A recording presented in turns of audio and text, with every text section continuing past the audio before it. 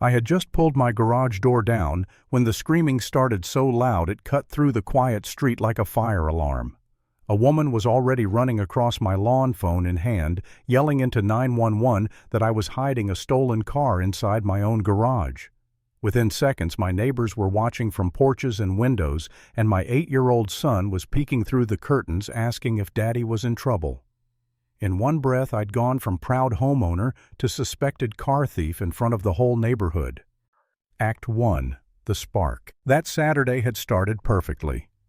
My name's Caleb Johnson, 38 years old, financial consultant, husband to Dana, dad to an 8-year-old boy who thinks Fortnite is a full-time career. My pride and joy isn't a Rolex or a boat. It's a 1985 Mazda RX-7 I've spent 3 years restoring.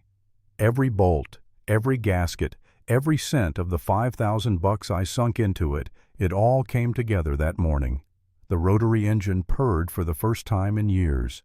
I took her for a small spin just around the block to hear that sweet wankle hum echo like it did back when my dad first showed me these cars. I was buzzing when I pulled back into the driveway, sun hitting the garage just right, smell of motor oil hanging like perfume. Dana was inside making chili, my son yelling at the TV headset on. Normal Saturday until I hit the garage button, heard the door roll down. And then came the screaming. It was Melleen Pierce, the HOA treasurer. Expensive yoga pants, perfect hair, face twisted like she'd caught me burying a body. She was shouting to the 911 dispatcher, "He's concealing a stolen vehicle. He shut the garage to hide it," pointing right at me like I was some getaway driver in a crime drama. And here's the thing, I've seen her at HOA meetings. She's the type who complains about lawn lengths down to the millimeter. But this accusing me of grand theft auto in my own driveway, that's a new level. Neighbors poured out like it was free entertainment. The Hendersons crossing their arms, the Kowalskis whispering behind their screen door, even Mr. Garcia, who never leaves his blinds, was peeking. I stood frozen keys in hand, mouth dry. How do you even defend yourself against something so insane? Minutes later, a patrol car pulled up. Officer Daniel Price, mid-30s, calm demeanor, thankfully not the type to jump straight to cuffs. Okay, folks, let's take this step by step. Melleen went off again, throwing out phrases like concealment of purchased property and obstruction of lawful recovery. Too polished, too rehearsed, like she'd practiced those lines in the mirror.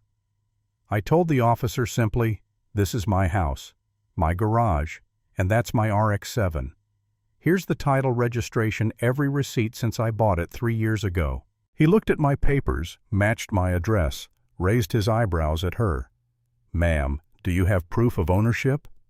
She fumbled out some contract, but it didn't add up. The officer stepped back, said he'd need to verify. Meanwhile, I noticed something down the block, a tow truck idling, engine-running driver on his phone just waiting. Coincidence? Or were they expecting me to lose it so they could swoop in? That was the moment I knew. This wasn't a misunderstanding. It was a setup. Act 2. Escalation and doubt. Later that evening, I got an email. Official notice of abandoned vehicle. Right Towing claimed my RX-7 had been reported unused, abandoned, unsafe.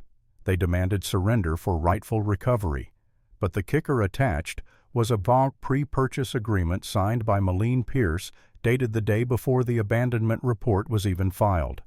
She had already bought my car before she accused me. I sat there, hands shaking, staring at that date stamp.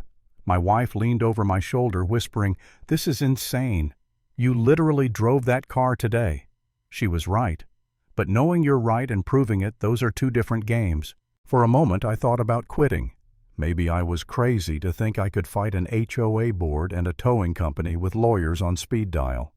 My stomach sank with that hopeless thought. Maybe I should just sell the car, make it go away, keep my family safe. That's the moment I want you to imagine, standing in your own kitchen, realizing people with power can flip your life upside down with paperwork and a phone call. What would you do? Would you roll over or would you fight? I almost chose the first, but then I found the flaw, the timeline, the signature, the proof that this was fraud. And that little crack gave me strength. I drafted preservation letters to the HOA and Right Towing, demanding they retain all records for potential legal action. If they thought I was an easy target, they were about to rethink. Next morning, my house was flagged in the HOA app violation notice improper vehicle storage community safety hazard. 3 neighbors had already confirmed it overnight while everyone was asleep. Manufactured complaints. That was it. I marched straight to Maline's house, printed evidence in hand. She answered the door looking surprised, but it was the kind of, "Oh, fancy seeing you here, surprise you practice." Her house looked like a magazine spread. Perfect pillows, spotless surfaces, the kind of place designed to make visitors feel small. I laid the papers on her table. "You signed a purchase agreement before the abandonment report was even filed. That's fraud." For a second the mask slipped. Her eyes went cold. And then she said it. "Your vehicle has been sitting for weeks. The community has standards, and certain cultural approaches to car ownership don't fit those standards." She didn't have to spell it out. I knew exactly what she meant. The coded language, the exclusion. This wasn't about cars, it was about control, about people like her deciding who belongs. I walked out shaking, furious. And that's when I caught Grant Ellis, another HOA board member, pretending to check his mailbox. He looked guilty. Guilty enough that I knocked on his door. Inside, Grant cracked. He showed me the HOA compliance app, my house marked with a red dot. Not just mine. 6 others. Classic cars, motorcycles, projects. A bomb target map. And then he admitted it. Right Towing was paying finder's fees to board members.